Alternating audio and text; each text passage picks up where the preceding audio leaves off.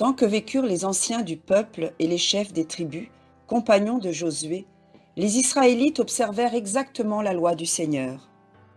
Ils s'assemblaient régulièrement à Silo pour y offrir des sacrifices et y délibérer sur les affaires de la nation. Des succès non interrompus furent la récompense de leur fidélité. Il restait aux Hébreux une étendue assez considérable de pays à conquérir. Au sud, les Philistins occupaient les villes situées le long de la Grande Mer. Au centre, les Hittites, les Amorites, les Jébuséens avaient conservé certaines places fortes sur les montagnes et demeuraient dans la plaine. Au nord, sur les pentes de l'Hermon et du Liban, Cananéens et Sidoniens se mêlaient partout aux Israélites. Josué n'ayant pas désigné de successeur, la tribu de Juda fut chargée de marcher en avant et d'exercer le commandement dans la guerre. Immédiatement, cette tribu, assistée de celle de Siméon, se mit en campagne pour attaquer les Cananéens et les Périzites. Adoni-Bézek, leur roi, fut battu, et on leur tua 10 000 hommes. Adoni-Bézek lui-même, fait prisonnier, eut les pouces des pieds et des mains coupés. Tandis qu'il subissait ce cruel traitement, il ne put s'empêcher de dire « C'est avec justice que je souffre. J'ai fait mutiler ainsi 70 rois et les ai condamnés à manger sous ma table les restes de ce qu'on me servait. » On le traîna jusqu'à Jérusalem, où il mourut. Les guerriers de Juda s'emparèrent d'une partie de la ville, mais ils ne purent chasser les Jébuséens, établis dans la partie haute de la place et maîtres de la citadelle.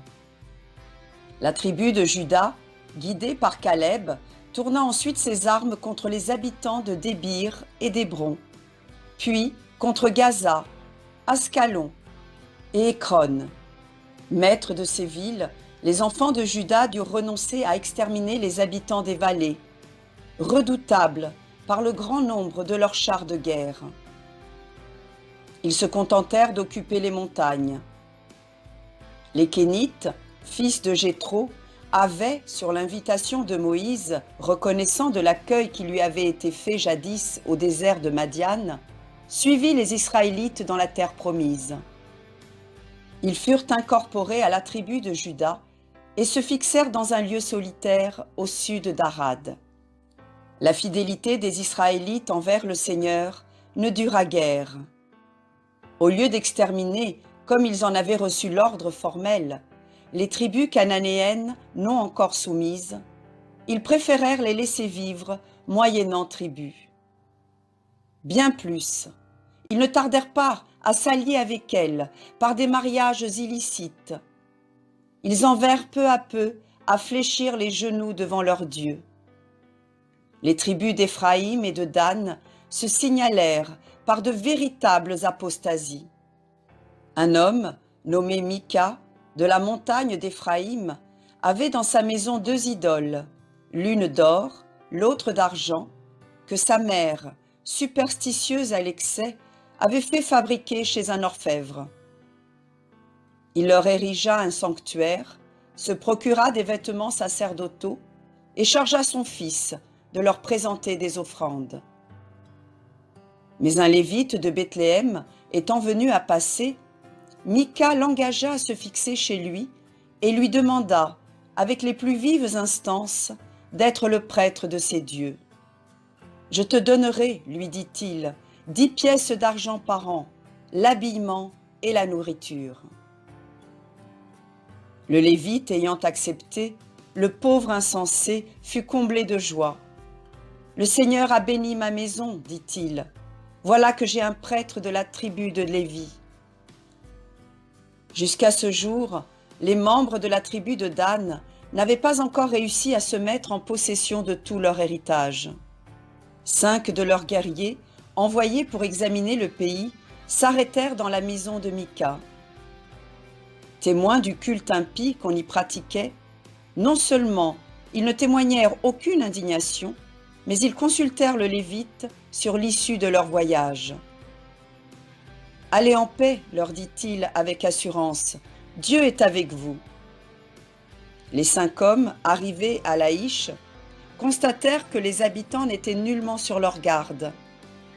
Ils prévinrent donc leurs frères qu'il serait facile de s'en rendre maître par un coup de main hardi. 600 hommes de la tribu de Dan se mirent en marche sur le champ. En passant devant la maison de Mika, les 5 hommes y entrèrent de nouveau, prirent les idoles et emmenèrent le Lévite. La troupe d'armée était déjà éloignée quand Mika s'aperçut de la disparition de ses dieux. En proie à une désolation profonde, il se mit avec ses voisins à la poursuite de la troupe en poussant de grands cris. « Tais-toi, lui dirent les enfants de Dan, autrement nos soldats vont entrer en fureur, et il vous arrivera malheur à toi et à tes amis. » Mika vit bien qu'il n'était pas le plus fort. Il se tut et s'en alla. Les guerriers de la tribu de Dan se rendirent maîtres de Laïch par surprise et mirent tout à feu et à sang. Sur les ruines de cette cité, ils bâtirent une autre ville qu'ils appelèrent Dan, du nom de leur père. Au lieu de témoigner leur reconnaissance au Dieu d'Israël, ils y placèrent une des idoles de Mika sous la garde du Lévite. L'impur simulacre demeura là tant que l'arche d'alliance et le sanctuaire restèrent à Silo. La corruption des mœurs fut la conséquence de l'idolâtrie. Israël se livra aux vices les plus dégradants. L'anarchie suivit de près tous ces désordres, et les fils d'Abraham s'armèrent les uns contre les autres. La femme d'un Lévite, étant morte par suite des mauvais traitements que lui avaient fait subir les habitants de Gibéa, ville de la tribu de Benjamin, le mari, fou de douleur et de colère, poussa un cri de vengeance qui retentit dans toutes les autres tribus. Les Israélites s'assemblèrent à Silo au nombre de 400 000. Et comme les Benjaminites refusaient de livrer les coupables, une guerre civile s'ensuivit. Plusieurs batailles sanglantes furent livrées. Les Benjaminites eurent d'abord le dessus, mais, moins nombreux que leurs adversaires, ils finirent par succomber. Peu s'en fallut que la tribu ne fût exterminée tout entière. Ces impiétés, ces désordres devaient attirer sur les Israélites la colère du Seigneur. Pendant 300 ans, l'histoire du peuple hébreu n'est que l'histoire de ses prévarications, des châtiments qui en furent la punition et des prodiges opérés en faveur de son repentir. 10 fois, la justice divine livra les Israélites entre les mains des nations voisines. 10 fois, touchés de leurs maux, apaisés par leurs supplications, le Très-Haut leur envoya des libérateurs. Ces libérateurs étaient des juges, c'est-à-dire des chefs suscités par Dieu pour délivrer son peuple, des hommes d'action à qui le Seigneur communiquait sa force, mais sans leur communiquer toujours son esprit de justice et de sainteté. Ils remplissaient à la fois le rôle de magistrats et de chefs d'armée. Leur autorité ne s'étendait pas toujours sur tout Israël. Elle ne fut le plus souvent reconnue que d'une ou de quelques tribus. Enfin, ils ne se succédaient pas régulièrement, mais apparaissaient suivant que le Seigneur avait pitié de son peuple. Plusieurs années après la mort de Josué, les Israélites, en punition de leurs fautes, devinrent tributaires de Cushan-Risataïm, roi de Mésopotamie. Pendant 8 années, ils demeurèrent sous le joug de fer de ce tyran. Othniel les en délivra. Rempli de l'Esprit de Dieu, il attaqua vigoureusement Cushan-Risataïm et le défit complètement. Les Israélites, gouvernés par Othniel, jouirent ensuite pendant 40 ans d'une paix que rien ne vint troubler. Othniel étant mort, ils retombèrent dans les mêmes désordres. Églon, roi des Moabites, fut chargé de les châtier. Aidé des Ammonites et des Amalécites, il réduisit les Hébreux en servitude et s'établit dans la vallée du Jourdain, près de la cité des palmiers. 18 années d'esclavage firent rentrer en lui-même le peuple d'Israël. Il se repentit et demanda à Dieu de mettre fin à une si rude épreuve. Éhud, choisi pour le délivrer, se présenta devant Églon, armé d'une épée à 2 tranchants. « Roi, dit-il, je viens de la part de Dieu. » À ce nom redoutable, le roi se leva de son trône et congédia tous les assistants. Éhud profita de ce moment. Il plongea son épée dans le corps d'Églon avec tant de violence qu'elle y pénétra tout entière avec la poignée. Le roi tomba sans pousser un cri. Éhud, laissant son épée dans la plaie, s'enfuit par une porte dérobée. Quand les officiers du roi, après avoir attendu longtemps à la porte de l'appartement, se décidèrent à entrer, ils ne trouvèrent plus qu'un cadavre. Éhud avait réussi à s'évader. Il courut sur la montagne d'Éphraïm, sonna de la trompette et appela aux armes les enfants d'Israël. « Suivez-moi » criait-il. « Le Seigneur vous a livré aujourd'hui les Moabites. » On répondit à son appel. L'armée, commandée par Éhud, descendit avec l'impétuosité d'un torrent vers le Jourdain et intercepta tous les passages. Il fut impossible aux Moabites de s'échapper. 10 000 de leurs plus vaillants guerriers succombèrent dans la lutte. Shamgar compléta l'œuvre d'Éhud en tuant 600 Philistins avec un aiguillon à bœuf. Ces 2 chefs assurèrent à Israël 85 ans de calme et de prospérité. Un si long repos devint funeste au peuple hébreu. De nouveaux égarements amenèrent une nouvelle servitude. Le Seigneur les livra aux mains de Yabin, roi d'Assor. Yabin régnait sur les Cananéens du Nord, qui jadis, vaincus par Josué, étaient redevenus très puissants. Ce prince avait une armée considérable, soutenue par 900 chars de guerre. Avec une force semblable, il semblait pouvoir défier toute révolte de la part des Israélites.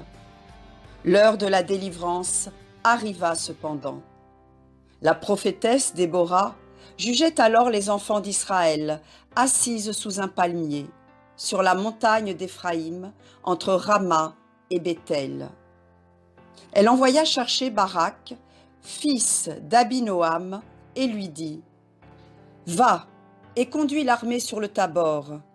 Je t'amènerai au torrent du Kishon, Sisra, général de l'armée de Yabin, avec ses chars et ses troupes, et je le livrerai entre tes mains. J'irai si tu viens avec moi, répliqua Barak, sinon je n'irai pas. J'irai avec toi, répondit Déborah.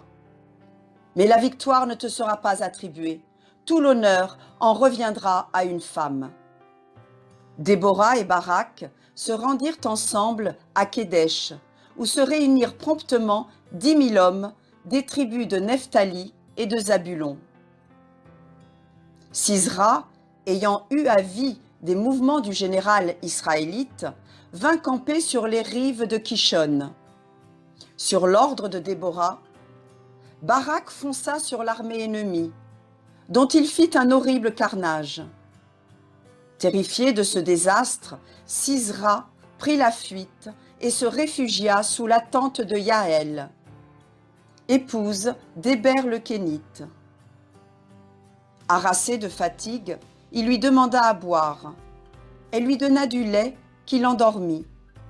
Pendant qu'il était plongé dans un sommeil profond, Yaël prit un des piquets de sa tente et avec un marteau, elle l'enfonça dans la tête de Sisra et le cloua contre terre. Barak, en ce moment, accourait sur les traces du fugitif. Yaël sortit au-devant de lui. « Viens !» lui cria-t-elle de loin. « Je te montrerai celui que tu cherches. » Il entra et vit Sisra étendu mort, la tête percée d'un piquet. Cette victoire signalée rendit aux Israélites leur indépendance. Déborah fit alors entendre ce chant d'action de grâce.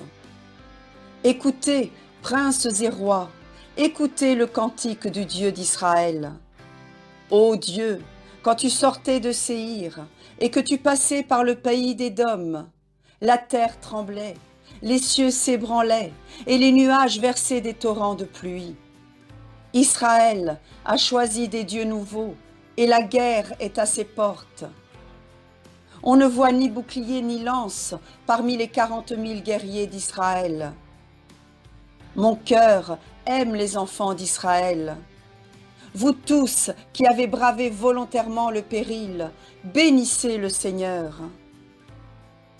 Lève-toi, lève-toi, Déborah, lève-toi et chante le cantique. Lève-toi, Barak, et saisis tes captifs, fils d'Abinoam. Les débris d'un peuple ont dominé les superbes. Le Seigneur a vaincu les forts. Le torrent de Kishon a roulé leurs cadavres. Ô mon âme, foule aux pieds le corps des braves. Béni soit entre les femmes, Yaël, femme d'Héber le Kénite.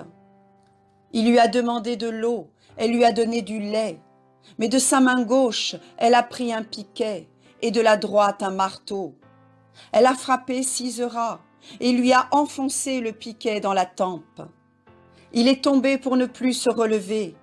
Sa mère, cependant, regardait par la fenêtre et se lamentait. Pourquoi son char ne revient-il pas encore? Pourquoi les pieds de ses coursiers sont-ils si lents?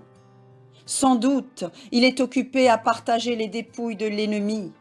On lui donne des vêtements précieux, des écharpes et des colliers d'or.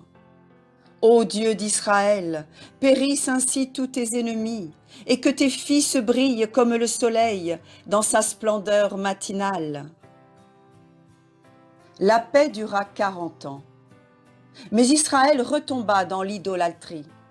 Et pour le châtier, Dieu envoya les Madianites, qui faisaient des incursions continuelles dans la Palestine. Ils arrivaient avec leurs chameaux, semblables à des nuées de sauterelles, et plantaient leurs tentes dans les campagnes. Leurs troupeaux détruisaient les moissons en herbe, depuis le Jourdain jusqu'à Gaza.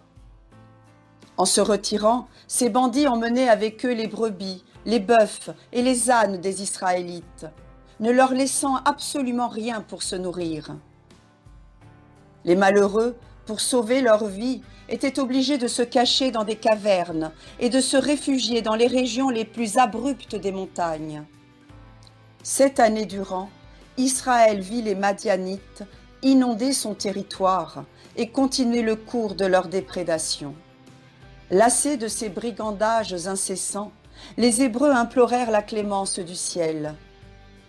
Mais Dieu leur envoya un prophète pour leur reprocher les désordres honteux auxquels ils s'étaient abandonnés. Ainsi rebutés, ils ne se découragèrent pas et continuèrent à implorer la miséricorde du Seigneur. À quelque temps de là, un jeune homme nommé Gédéon, fils de Joach, de la famille d'Abiézer, battait son blé et le vannait pour le soustraire aux Madianites. L'ange du Seigneur lui apparut et le salua en ces termes. « Le Seigneur est avec toi, ô le plus vaillant de tous les hommes. » « Si le Seigneur est avec nous, répondit Gédéon, d'où vient-il que nous sommes écrasés sous le poids de tant de maux? Où sont ces merveilles que nos pères aimaient à nous raconter? Ils nous ont dit, le Seigneur nous a tirés de l'Égypte. Maintenant, il nous a abandonnés et nous sommes devenus la proie des Madianites. Alors, l'ange le regarda et d'un air majestueux, « Va, lui dit-il, avec la force que je t'ai donnée, tu délivreras Israël. » « Comment, repartit Gédéon, pourrais-je délivrer Israël? Ma famille est la dernière de la tribu de Manassé, et moi, je suis le dernier dans la maison de mon père. »« Je serai avec toi, répondit l'ange. Tu triompheras des Madianites, comme si tu n'avais qu'un seul homme à combattre. » Gédéon n'était pas convaincu. Il demanda un signe auquel il put reconnaître la vérité des paroles qui lui étaient adressées. En même temps, il entra dans sa demeure, fit cuire un chevreau et des pains sans levain, et les présenta au céleste envoyé, qui se tenait assis sous un chêne à l'entrée de la maison. « Prends la viande et les pains, lui dit l'ange, et mets-les sur cette pierre. » Gédéon obéit. L'ange toucha de l'extrémité de son bâton la viande et les pains. Soudain, de la pierre jaillit une flamme mystérieuse qui consuma le sacrifice. Gédéon reconnut l'ange de Dieu. « Malheur à moi, s'écria-t-il, j'ai vu Dieu face à face. » L'envoyé du Seigneur le rassura. « Ne crains rien, tu ne mourras pas, la paix soit avec toi. » Dieu lui commanda de détruire l'autel de Baal, élevé par son propre père, ainsi que le bois qui lui était consacré. Gédéon n'osa exécuter cet ordre en plein jour. Mais, la nuit étant venue, il prit avec lui 10 de ses serviteurs, renversa l'autel et coupa le bois sacré. Puis, il offrit un holocauste au Seigneur sur un bûcher formé avec les arbres qu'il venait de couper. Le matin, les habitants de la ville entrèrent en fureur en voyant l'autel de Baal détruit et le bois coupé. Ayant demandé qui était le coupable, ils apprirent que c'était Gédéon. Ils voulaient le faire mourir, mais Joach refusa de leur livrer son fils. « Si Baal est Dieu, dit-il, qu'il se venge lui-même du sacrilège qui a renversé son autel. » Le signal de la délivrance était donné. Gédéon, rempli de l'esprit du Seigneur, fit appel aux 4 tribus de Manassé, d'Acher, de Zabulon et de Nephtali. En quelques jours, il se trouva à la tête d'une grande armée. Toutefois, avant d'entrer en campagne, Gédéon pria Dieu de lui montrer par un nouveau signe qu'il l'avait réellement choisi pour être le libérateur de son peuple. Le Seigneur y consentit. Sur la demande de Gédéon, une toison étendue sur l'aire se trouva le matin toute mouillée de rosée, tandis que le sol aux alentours ne portait aucune trace d'humidité. Le lendemain, au contraire, la terre fut couverte de rosée, mais la toison demeura sèche. Encouragé par ces prodiges, Gédéon marcha à la rencontre de l'ennemi. Mais le Seigneur trouva son armée trop nombreuse. Il ne voulait pas qu'Israël pût se glorifier de sa victoire. Gédéon publia dans le camp que les lâches et les timides étaient libres de retourner chez eux. Un grand nombre se retirèrent. Il ne resta que 10 000 soldats. « C'est encore trop, dit le Seigneur. » Les troupes se trouvaient sur le bord d'un ruisseau. C'était le soir, on avait marché une grande partie du jour et les soldats mouraient de soif. « Renvoie ceux qui boiront en fléchissant les genoux, dit encore le Seigneur, et garde seulement ceux qui, sans s'arrêter, prendront de l'eau avec leurs mains pour la porter à leurs lèvres. » Il ne s'en trouva que 300. « Avec ces 300 hommes, dit le Seigneur, tu battras les Madianites. » Cette petite troupe fut partagée en 3 groupes. Gédéon donna à chaque soldat une trompette et un vase de terre dans lequel était un flambeau allumé. « Faites ce que vous me verrez faire, leur dit-il. Quand vous m'entendrez sonner de la trompette, vous aussi sonnez autour du camp et criez tous ensemble « L'épée du Seigneur et de Gédéon !» Au milieu de la nuit, les Israélites s'approchèrent du camp des Madianites par 3 chemins différents. Au signal convenu, tous se mettent à sonner de la trompette, brisent les vases les uns contre les autres et s'écrient « L'épée du Seigneur et de Gédéon !» Réveillés en sursaut, épouvantés à la vue des flambeaux allumés, les Madianites sont saisis d'une folle terreur. Ils tournent leurs armes les uns contre les autres. Les troupes échappées au massacre veulent prendre la fuite, mais les Israélites les attendaient sur les bords du Jourdain. Ils tombent sur eux et en peu de temps achèvent d'anéantir cette armée naguère si formidable. Telle fut la fin d'une des plus dures servitudes sous lesquelles Israël eut à gémir. Animés d'une vive reconnaissance pour leur libérateur, les Hébreux allèrent trouver Gédéon et lui dirent « Règne sur nous, toi et tes descendants, puisque tu nous as délivrés de la servitude de Madian. » « Non, répondit Gédéon, je ne régnerai pas sur vous, et mes enfants ne porteront pas la couronne. Votre roi, c'est le Seigneur. » Il continua cependant de gouverner Israël en qualité de juge. Il mourut 40 ans après, dans un âge avancé, laissant une postérité nombreuse. À peine Gédéon était-il descendu dans la tombe que les enfants d'Israël abandonnèrent le culte du vrai Dieu pour prostituer à de vaines idoles leurs encens et leurs adorations. Gédéon avait eu d'une femme étrangère un fils nommé Abimélec. Ambitieux et cruel, Abimélec convoitait le trône dont son père n'avait pas voulu. Voyant dans ses frères un obstacle à ses projets, il leva, avec l'aide des Sichémites, une troupe d'aventuriers et les fit égorger, à l'exception de Yotam, le plus jeune, qui réussit à s'échapper. Abimélec fut proclamé roi par les habitants de Sichem.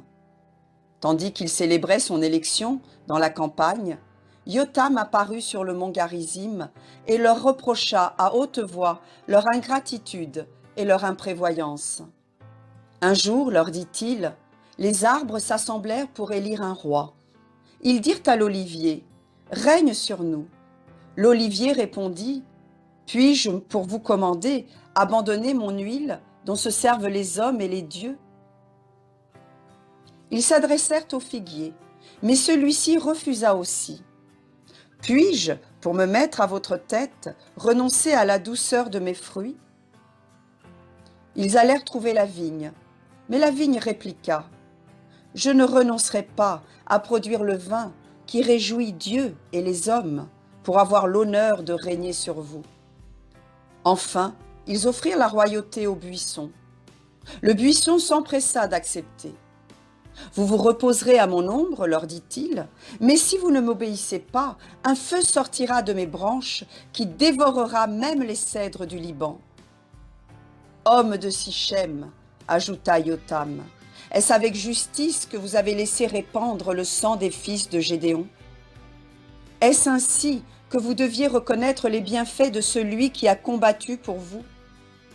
Sachez-le donc, Abimélec sera pour vous un feu dévorant qui consumera les habitants de Sichem. Et de Sichem sortira la flamme qui dévorera Abimélec. » Quand, à la stupéfaction générale, il eut fait entendre cette sinistre prophétie, Yotam disparut. Le nouveau roi ne régna que 3 ans. Lassé de sa tyrannie, n'ayant d'ailleurs que du mépris pour lui, ses sujets se révoltèrent. Abimélec les battit en plusieurs rencontres et détruisit par le feu la ville de Sichem. La malédiction de Yotam commençait à s'accomplir. Enivré par ses succès, Abimélec vint assiéger Thébès. C'est là que la justice de Dieu l'attendait. S'étant trop approché des murailles, il eut la tête fracassée par un fragment de meule qu'une femme lui jeta du haut des remparts. Farouche et orgueilleux jusqu'à son dernier moment, il appela son écuyer. « Tire ton épée, lui dit-il, et tue-moi. Je ne veux pas qu'on puisse dire qu'Abimélec est mort de la main d'une femme. » Abimélec étant mort, Tola, de la tribu d'Issachar, gouverna la nation pendant 23 ans. Il demeurait à Shamir, sur la montagne d'Éphraïm. Yaïr de Galaad lui succéda. Il fut 22 ans juge en Israël. aucun événement mémorable ne signala le gouvernement de ces deux chefs.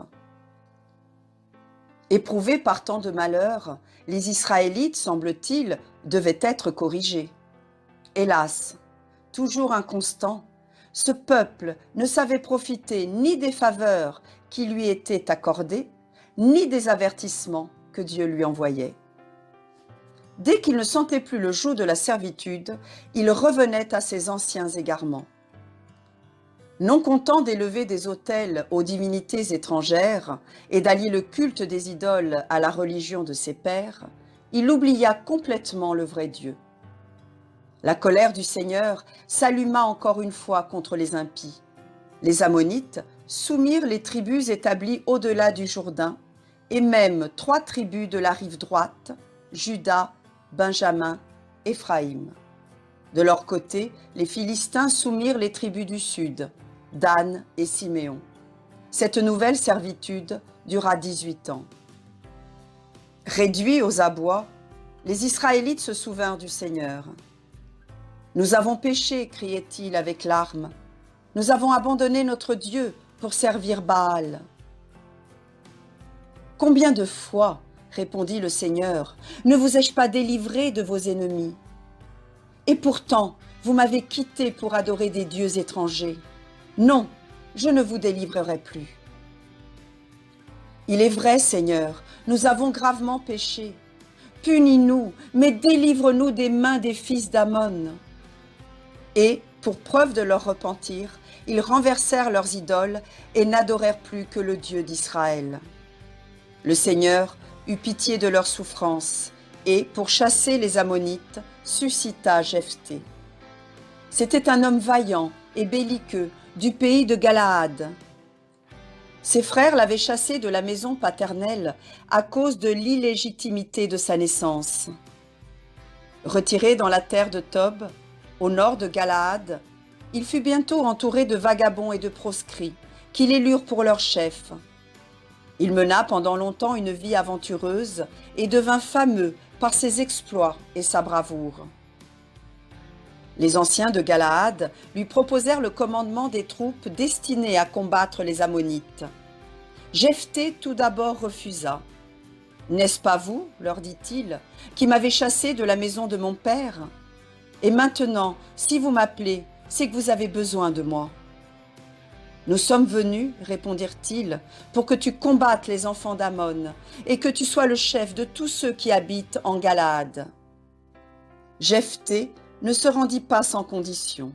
« Si vous venez réellement vers moi pour que je combatte les enfants d'Ammon, resterai-je votre chef quand le Seigneur me les aura livrés? » « Nous le jurons, répondirent-ils. Jephthé se rendit à Mispa et prit en main le commandement suprême. Avant de tenter le sort des armes, il envoya au roi d'Ammon des ambassadeurs chargés de lui demander pourquoi il ravageait le pays d'Israël. « Vos pères, répondit le roi d'Ammon, en venant d'Égypte, se sont emparés de notre terre, depuis l'Arnon jusqu'aux rives du Jourdain.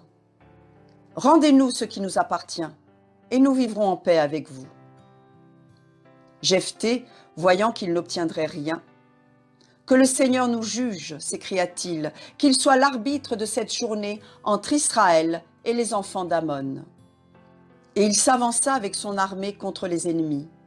Sur le point d'engager la bataille, il fit vœu d'immoler la première personne qui s'offrirait à ses regards, s'il revenait victorieux.